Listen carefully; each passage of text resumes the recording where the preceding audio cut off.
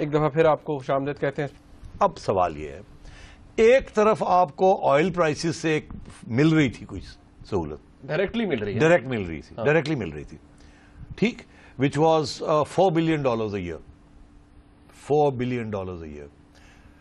وہ آپ نے نہیں کیا، آپ نے وہ you want to pass that on to the consumer تاکہ پاپولر موو، بڑی اچھی فیصلہ ہو گیا. اور جو O G D C L کے شیئرز جو کہ نہیں بیچنے چاہیے کیونکہ وہ آپ کے فیملی سلور ہے، کیونکہ او جی ڈی سی ایل کے شیئر کی جو ویلیو ہے اس کا تعلق ہے آگے جو ایکسپلوریشن ہونی ہے، اور وہ آگے جو ایکسپلوریشن ہونی ہے وہ ایک بہت بڑی ریونیو سٹریم آتی ہے اس میں سے. انہوں نے جب یہ فیصلہ کیا کہ ہم نے او جی ڈی سی ایل کے شیئرز بیچنے ہیں جو کہ کبھی بھی نہیں بیچنے چاہیے تھے، خسارے کو پلگ کرنے کے لیے کبھی نہیں، کیونکہ بہت پروفیٹیبل آرگنائزیشن، تو انہوں نے بالکل الٹا کر دیا. او جی ڈی سی ایل کو نہیں بیچنا چاہیے تھا، اور یہ جو آئل پرائسز گر رہی ہیں اس کا سارا فائدہ اٹھانا چاہیے تھا خسارے کو پلگ کرنے کے لیے، ایٹ لیسٹ کچھ عرصے کے لیے، کچھ عرصے کے لیے چلے مانتے ہیں. مگر انہوں نے بالکل الٹا کیا، اور وہ یہ سیاسی فیصلہ ہے اسی لیے کہ عوام کو تکلیف نہ ہو، اور اپنا جو خزانہ ہے اس کو پروٹیکٹ کرنے کے لیے، محفوظ رکھنے کے لیے، اس پہ پیسے لانے کے لیے تاکہ باقی خرچے ہونے ہیں، انہوں نے او جی ڈی سی ایل کے شیئرز بیچنے شروع کر دیے. احتجاج ہو رہا ہے کہ جب یہ شیئرز نہ بیچے جائیں، کیونکہ جب یہ شیئرز بیچے جاتے ہیں تو کمپنی کا جو سٹاک ہے وہ گرتا ہے اور اس کی کمپنی کی ہیلتھ کے اوپر اثر پڑتا ہے.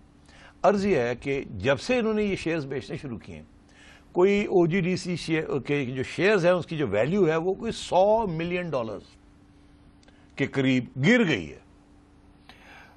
اصول یہ تھا کہ جب ویلیو بڑھ رہی ہو تو آپ کو بیچنے چاہیے، یہاں ویلیو گر رہی ہے تو وہ بیچ رہے ہیں.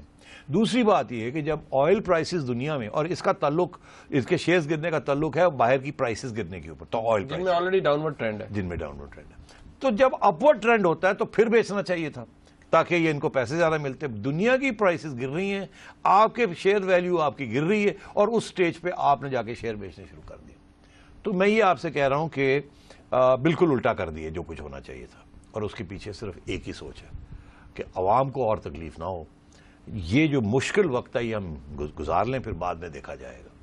تو یہ اب آپ کچھ لوگ تو یہ کہیں گے بڑا اچھا فیصلہ ہے کہ جی عوام کو سہولت ہو گئی، حکومت بھی دیکھی جائے گی بڑی. کچھ لوگ یہ کہیں گے کہ یہ بڑا اچھا موقع تھا کہ آپ صحیح پالیسیز فالو کرتے. عوام کے اوپر اس وقت ایک قسم کی عادت پڑ گئی ہے عوام کو کہ اب یہ بوجھ ہم نے اٹھا کے رکھنا ہے.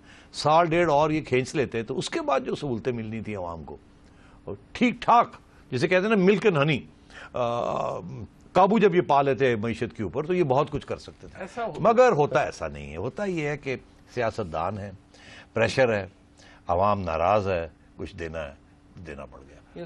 ساتھ بات یہ ہے نجم صاحب کہ جو پریشر طاہر القادری صاحب نے یا عمران خان صاحب نے کریٹ کیا ہے، اس کے بعد بھی کیا ان کے پاس یہ مارجن رہ جاتا ہے اس گورنمنٹ کے پاس کہ یہ 1.5 سال کہتے ہیں ہم نے ابھی کوئی ریلیف نہیں دینا، let's take a difficult decision. یہی آرگیومنٹس دیے گئے تھے نا میاں صاحب کو کہ میاں صاحب جو میں کہہ رہا ہوں نا کچھ لوگوں نے وہاں کہا ہوگا یہ، مگر کچھ لوگوں نے کہا میاں صاحب گئی مرنے پہ عوام جو سوٹیاں لے سوٹے لے گئے تھی اوور بلنگ کرتی ادھر گالاں پہنی پہ ہوں کچھ تو دیو عوام نو. انہوں نے کہا نہیں ٹھیک ہے اکانومی بی ڈیمڈ وہ دیکھا جائے گا بعد میں، ویل کراس دیٹ برج، ابھی تو عوام کے لیے کچھ کرنا ہے. تو یہ دس از پارٹ آف دیٹ. مگر اس کی کنسسٹنٹ پالیسی ہے کہ انہوں نے صرف 104 سے 9 روپے 8% گرایا ہے. ایکچولی تو جو گین ہوا ہے وہ تو 20-22% 25% ہوا ہے نا.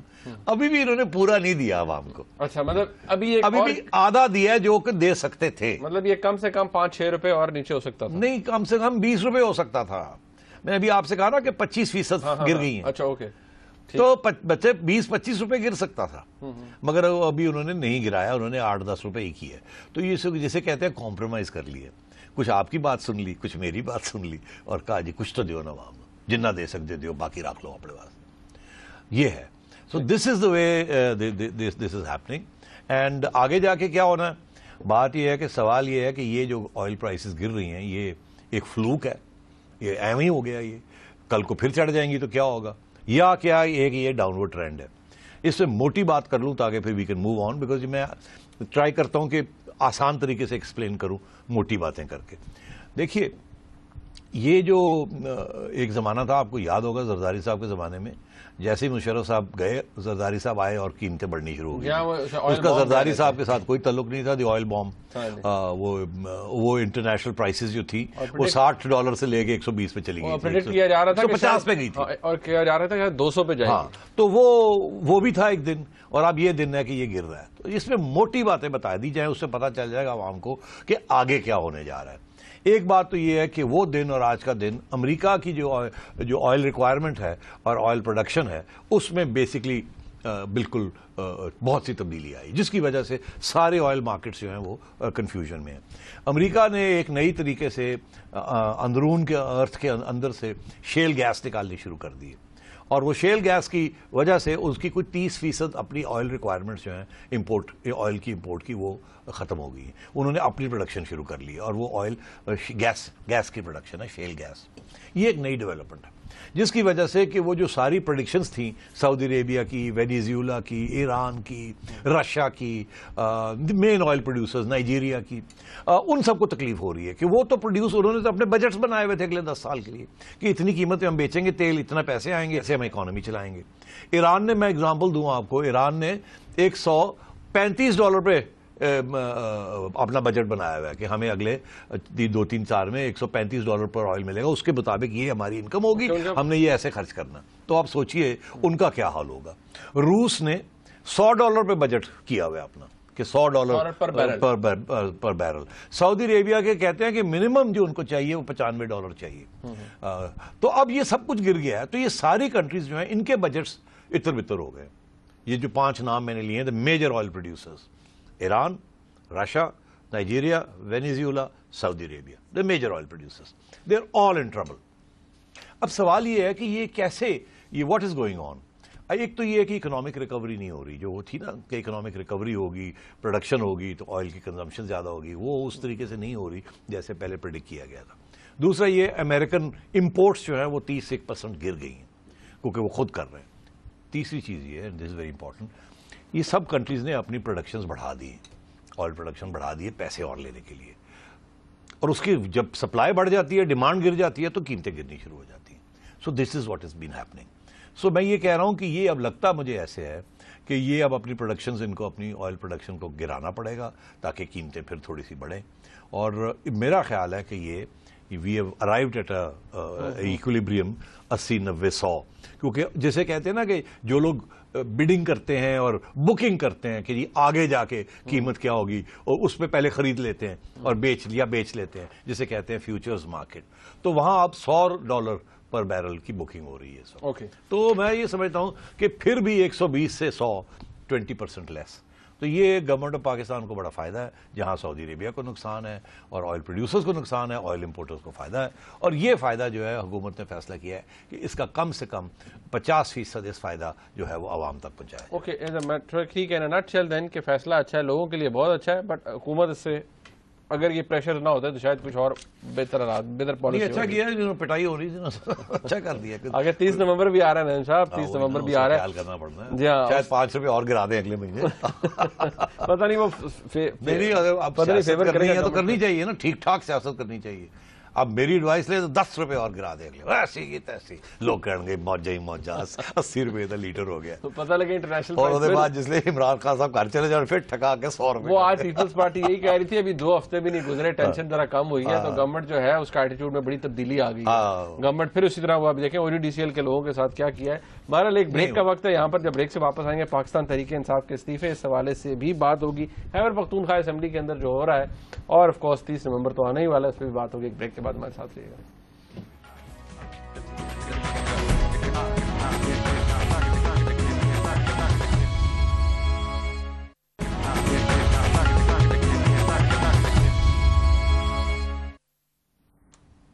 بریک کے بعد پھر آپ کو خوش آمدید کہتے ہیں. اچھا کیوں میتھس کا اسٹوڈنٹ، میں تو کبھی بھی اچھا نہیں تھا. نہیں، یہ میتھس نہیں، ارتھمیٹک ہے. چلے ارتھمیٹک ہے، جو بھی ہے اس کا دیٹ انکلوڈز میتھمیٹکس.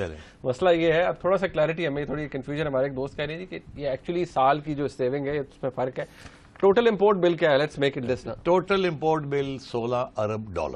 یہ کروڈ آئل کا. ہاں، اگر 25% بل کم ہوتا ہے ٹھیک ہے تو $4 ارب کی سیونگ ہو جاتی ہے. 16 کا 25% $4 ارب ہے. ٹھیک ہے نا, 1/4 $4 ارب.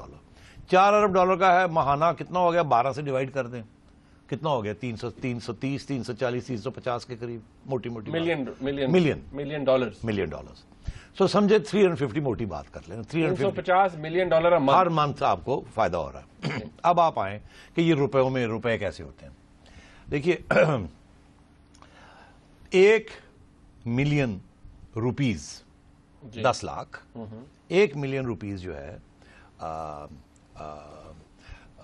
وہ کتنے ڈالرز ہوتے ہیں, یا 1 ملین ڈالرز کتنے روپیز ہوتے ہیں. 1 ملین ڈالرز جو ہیں وہ 100 بلین. دیکھیے آپ 100 روپے کا نا, تو 1 ملین ڈالرز یا 10 کروڑ روپے.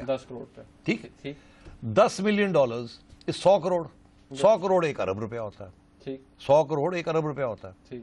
ٹھیک, تو اگر 10 ملین ڈالرز جو ہے وہ 1 ارب روپیہ ہے, تو 360 یا 350 ملین ڈالرز کتنے ہوں گے, تو 35 ارب ہو گئے. سیدھی سی بات, اس میں کوئی کنفیوژن نہیں ہے.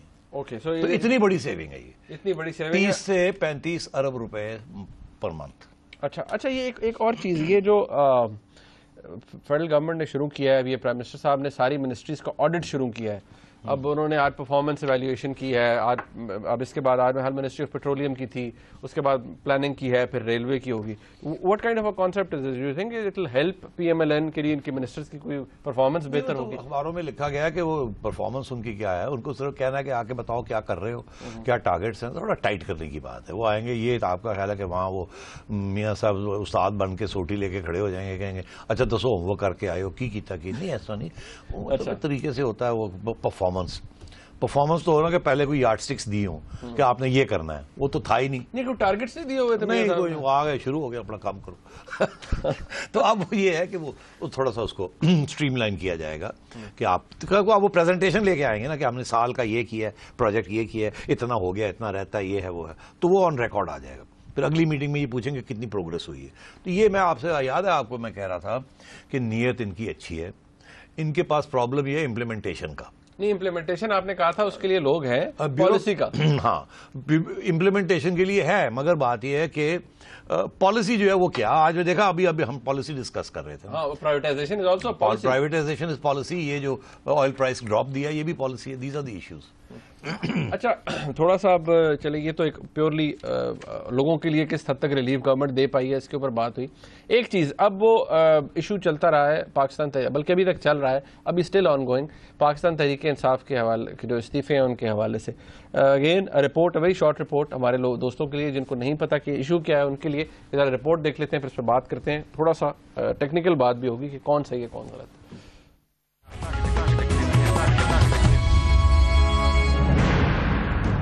پاکستان تحریک انصاف کے قومی اسمبلی کے ممبران کے استعفوں کا معاملہ ایک دلچسپ انداز میں لٹکا ہی جا رہا ہے. ایک طرف تو خیبر پختونخوا اسمبلی سے مستعفی ہونے کا فیصلہ واپس لے لیا گیا, تو دوسری طرف تحریک انصاف کے چند اراکین نے پارٹی کے اس فیصلے سے بھی انحراف کیا ہے. اگرچہ پارلیمانی پارٹیوں اور پاکستان تحریک انصاف کی اتحادی جماعت اسلامی سمیت سبھی نے اسپیکر قومی اسمبلی پر دباؤ رکھا کہ یہ استعفے منظور ہی نہ کیے جائیں, لیکن جب کافی وقت گزر گیا اور مذاکرات بھی تقریباً ختم ہو گئے, تبھی اسپیکر قومی اسمبلی نے 29 اکتوبر کا دن تحریک انصاف کے اراکین قومی اسمبلی کے استعفوں کی تصدیق کے لیے منتخب کیا. لیکن یہ معاملہ اس دن بھی حل نہ ہو سکا, کیونکہ اسپیکر صاحب پاکستان تحریک انصاف کے ارکان اسمبلی کو انفرادی طور پر بلا کر تصدیق کرنا چاہ رہے تھے, جبکہ تحریک انصاف کا اصرار تھا کہ اس تصدیق اجتماعی طور پر کی جائے. یوں یہ معاملہ بدستور ڈیڈ لاک کا شکار ہے. دوسری طرف اسپیکر قومی اسمبلی جناب ایاز صادق صاحب نے الیکشن کمیشن کو بذریعہ خط مطلع کر دیا ہے کہ وہ تحریک انصاف کے استعفوں کی تصدیق سے قاصر ہے. اس تمام معاملے پر کچھ دلچسپ سوالات نے جنم لیا ہے. سب سے بنیادی سوال یہ ہے کہ کیا اس معاملے پہ ڈیڈ لاک کسی مصلحت کی وجہ سے ہے, اور اگر ہے تو اس کا مستقبل کیا ہو سکتا ہے. بہت سے لوگ یہ بھی سوال کرتے ہیں کہ پاکستان تحریک انصاف کے ارکان اسمبلی کے استعفوں کی کیا کوئی سیاسی اہمیت ہے.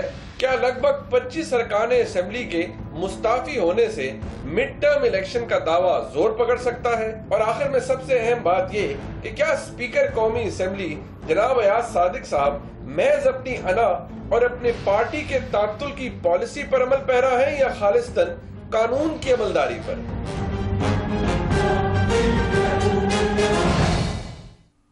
کیا سیاسی طور پر گین کر سکتی ہے نعیم صاحب؟ مسلم لیگ نون کے اوپر الزام یہ ہے کہ پاکستان تحریک انصاف کہتی رہی دیکھیے ہم نے استعفے دے دیے، اب اسپیکر صاحب نے ہمیں پہلے تو بس ٹھیک ہے تصدیق ہو گئی، لیکن اگر انہوں نے بلانا ہی ہے تو ہمیں اجتماعی طور پر بلائیں، اکٹھے بلا لیں. ہم چلے گئے ہیں لاؤنج میں جا کے بیٹھ گئے ہیں تو اسپیکر صاحب ہمیں بلا لیں سب کو اکٹھے، یا خود بار تشریف لے آئیں، تصدیق ہو گئی ہم نے استعفے دے دیے.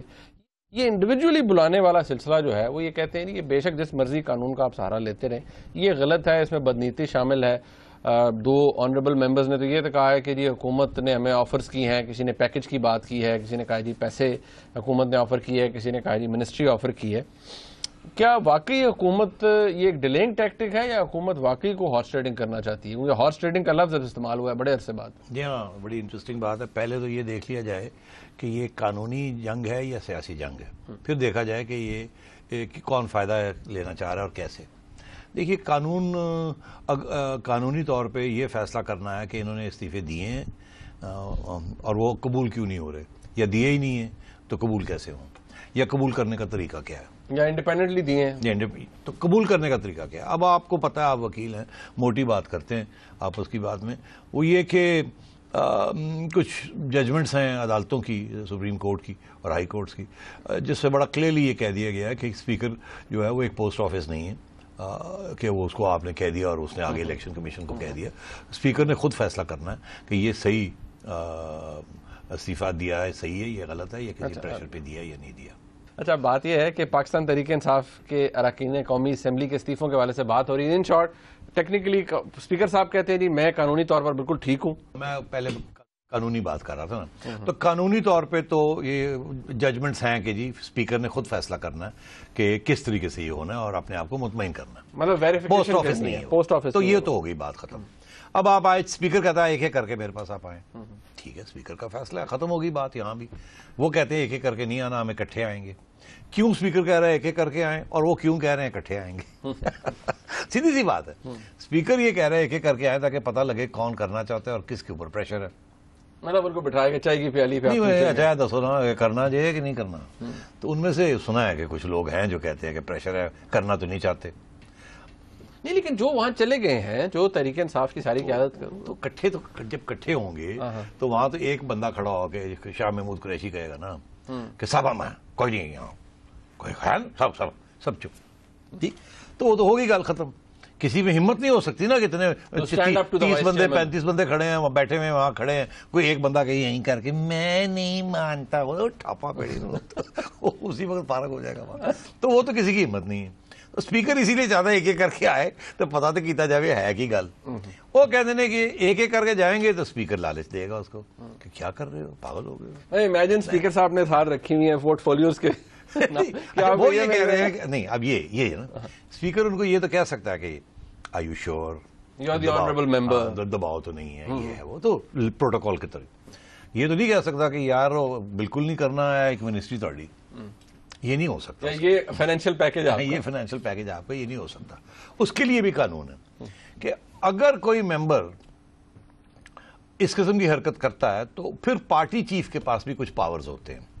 اب وہ قانون اس کے بارے میں بھی بڑا کلیئر ہے کہ 3 ایریاز ہیں جہاں پارٹی چیف فیصلہ کر سکتا ہے کہ آپ نے پارٹی پالیسی جو ہے اس کے خلاف گئے ہیں، آپ کو پارٹی سے نکال دیا جائے گا. اگر پارٹی سے نکال دیا جائے تو آپ کی سیٹ بھی چلی جاتی ہے، ڈسکوالیفیکیشن. ایک تو یہ ہے کہ اگر کوئی ووٹ آف کانفیڈنس یا نو کانفیڈنس ہو رہا ہو اور آپ کی پارٹی کہے کہ یہ لائن لینی ہے تو آپ وہ لائن نہ لیں تو عمران خان صاحب آؤٹ، چھٹی کرا کلوز، ختم. یا آپ پارٹی لائنز کراس کر جائیں، آپ ادھر سے اٹھ کے ادھر چلے جائیں جیسے ایک زمانے میں ہوتا تھا جو لوٹائزم، ہاں یہ ہارس ٹریڈنگ، وہ بھی نہیں ہو سکتا. اگر وہ ہو تو فارغ چھانگا مانگا وہ سٹائل وہ اب نہیں ہو سکتا. اگر یہ ایک صاحب ہیں وہ ووٹ نہیں کرتے یا ریزائن نہیں کرتے، اس کے اوپر کوئی قانون نہیں ہے. ہاں 63 خاموش ہے. آرٹیکل 63 جو کہ اے جس کے بارے میں یہ سارا وہ خاموش ہے. Vote of no confidence, floor crossing, money bill, یہ چیزوں کے اوپر تو وہ ہے کہ جی اگر آپ نے ووٹ پارٹی کے مشہور کے خلاف کیا تو وہ نہیں ہوگا, آپ اڑ جائیں گے. مگر اگر پارٹی کہتی ہے ریزائن کر دیں اور آپ کہتے ہیں میں نہیں کرتا, تو پھر کیا ہوگا؟ پھر آپ کو نکالا جا سکتا ہے پارٹی سے یا نہیں انڈر دی لا. وہ پارٹی کے اندر پالیٹکس اور ہے, مگر آپ کو کیا اسمبلی سے نکالا جا سکتا ہے کہ نہیں, وہ الگ بات. تو میرا خیال ہے ان کو یہ بھی ڈر تھا کہ شاید کچھ ہمارے 5-6 لوگ کو, تو سب کو پتا ہے نا 7-8 لوگ ایسے ہیں جنہوں نے لیک کی ہے کہ ہم نہیں کرنا چاہتے وغیرہ. انہوں نے 3 تو نام بھی آ گئے ہیں اور بھی نام پھر رہے ہیں, اور بھی آ رہے ہیں لوگ کہتے ہیں نہیں وہ تو لوگ خوش نہیں ہیں اس کی. ان کی پارٹی کے اندر بہت بڑی ڈویژن ہے. اصلی بات کیا ہے؟ یہ تو ہو گئی اوپر کی باتیں, ایک دوسرے کے اوپر الزام لگانا, میری رائٹ کیا ہے, آپ کیا کریں گے ہمارے بندوں کے ساتھ. چڑیا کی بات میں خبر. یہ اصلی بات یہ ہے کہ, اور میں سمجھتا ہوں کہ جماعت اسلامی کے سراج صاحب نے بڑی سونی گل کی تھی. انہوں نے کہا کہ اسپیکر ان کو ریزگنیشن ماننا نہیں چاہتا اور یہ ریزگنیشن دینا نہیں چاہتے. یہ ڈرامہ ہو رہا ہے, ہائی ڈرامہ, ہائی نون جسے کہتے ہیں, ہائی ڈرامہ. وہ دینا نہیں چاہتے اور یہ لینا نہیں چاہتے, گیم کھیلنا چاہتے. اس کی وجہ یہ ہے وہ دینا کیوں نہیں چاہتے. وہ کیسے دیں؟ وہ کہتے ہیں جی کہ پنجاب میں کے پی کے میں ہم نہیں ریزائن کرتے, باقی سب جگہ پہ ریزائن کرنے کے لیے تیار. یہ کیسے ہو سکتا ہے یار کہ کے پی کے میں آپ نہ ریزائن کریں اور باقی جگہ آپ دھمکیاں دیں؟ تو یہ تو کوئی پرنسپل اصولوں کی سیاست تو نہیں ہے نا, یہ تو بالکل موقع پرستی ہے اور بلیک میلنگ ٹیکٹکس. تو اس لیے بہت سے پی ٹی آئی کے M N As M P As ہیں, دے آر ناٹ ہیپی کہ خان صاحب کی یہ پالیسی. اوپر سے میں سمجھتا ہوں خان صاحب کے اوپر بھی پریشر ہے, ان کو سمجھ آ گئی گیم کی کہ یہ میں نہیں کر سکتا. اسی لیے میرا خیال ہے کہ یہ جو پالیسی پی ٹی آئی نے اختیار کی ہے یہ خان صاحب کی اوکے ہے اس کے پیچھے, کہ کرو بھی تو نہ بھی کرو, سیاسی طور پہ صحیح پالیسی ہے ان کی, کرو بھی تو نہ بھی کرو اور گیم کو الائیو رکھو کہ ہم جا رہے ہیں, آ رہے ہیں. ختم ہو گیا. چڑیا کی خبر دے دیں. چڑیا کی خبر یہ تھی کہ یہ جو سارا اکاؤنٹنگ ہو رہی ہے نا, آڈیٹنگ ہو رہی ہے, یہ اس کا اصلی مقصد منسٹرز کی, اس کا اصلی مقصد تو ظاہر ہے یہی ہے کہ ذرا ٹائٹ کیا جائے کہ کام اچھا ہو. مگر اس میں یہ بھی ہوگا, کچھ آن گے تو کچھ لگے جان گے, اور یہ ایک پیگ بنے گا کہ بھئی آپ نے ٹھیک نہیں کیا, سارے لوگ پرفارمنس ٹھیک نہیں ہے. پھر میاں صاحب جو ہیں وہ کہیں گے پھر آؤٹ, اور منیف فاروق اندر آ جائے گا. نہیں, منیف فاروق کہیں نہیں جائے گا, یہیں بیٹھ سٹی آؤٹ فاروق ان. چلے جی, بہت شکریہ آپ کا. پروگرام کا فیڈ بیک ہمیں ضرور دیجیے گا. خدا حافظ.